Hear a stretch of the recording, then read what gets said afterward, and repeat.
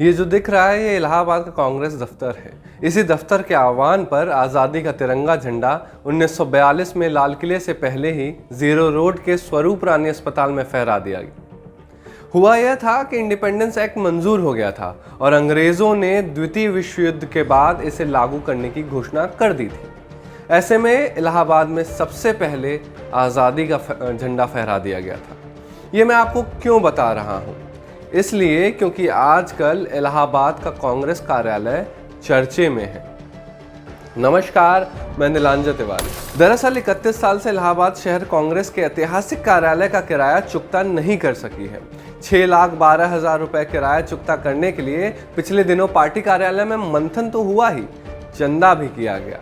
किराया जमा करने के लिए कोर्ट ने पार्टी को 15 जुलाई तक का समय दिया गया। हो हल्ला इसलिए भी ज्यादा हो रहा है क्योंकि प्रयागराज आज़ादी के आंदोलन का प्रमुख केंद्र था। इस कार्यालय में होने वाली बैठकों पर अंग्रेज़ों की भी नज़र रहती थी। 1932 में जब यहाँ कार्यालय बनाया गया तब यह भारत में किसी राजनीतिक पार्टी का सबसे पहला दफ्तर था। आज़ादी के समय चौक का इलाका बहुत महत्वपूर्ण था, इसलिए यह कार्यालय यहाँ बनाया गया था। बाद में शहर कांग्रेस कमेटी के पास ही सोशलिस्ट पार्टी का दफ्तर बना। उसके बाद यहाँ पर कम्युनिस्ट पार्टी का कार्यालय खुला। इन सभी दफ्तरों का एक ही जैसा हाल है। इस कार्यालय को लेकर कांग्रेस पार्टी इसलिए भी संजीदा है क्योंकि इसमें कभी दिग्गजों की अध्यक्षता में बैठक हुआ करती थी। इसी दफ्तर में कांग्रेस कमेटी के कई बड़े फैसले लिए थे। इलाहाबाद शहर कांग्रेस कमेटी की पहली अध्यक्ष कमला नेहरू थी। इनके बाद पंडित जवाहरलाल नेहरू, पुरुषोत्तम दास टंडन, विशंबरनाथ पांडे, मुजफ्फर हसन, इंदिरा गांधी भी इस शहर कांग्रेस कमेटी की अध्यक्ष रह चुकी हैं। शहर के व्यस्ततम इलाके चौक में आज़ादी के पहले वर्ष 1932 से शहर कांग्रेस कमेटी का दफ्तर है।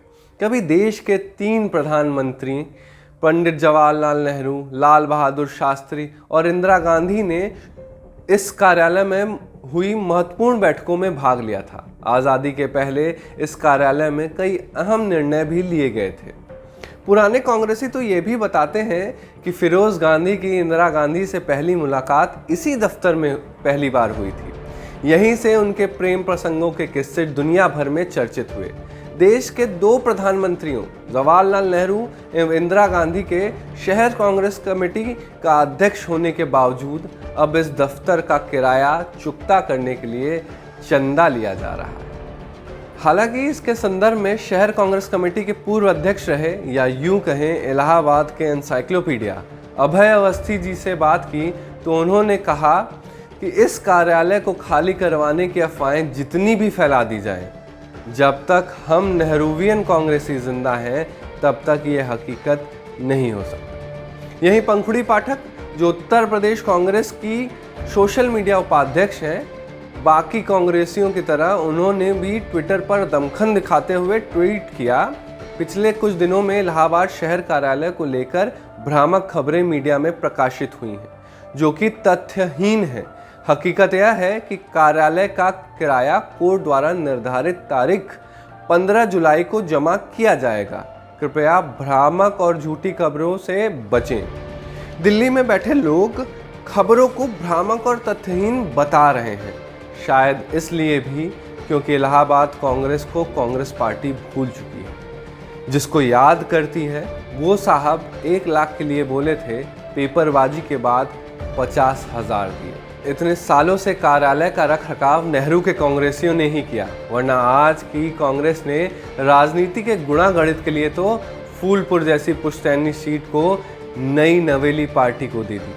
हालांकि अब कांग्रेस 15 जुलाई तक बकाया जमा करने की बात कर रही है।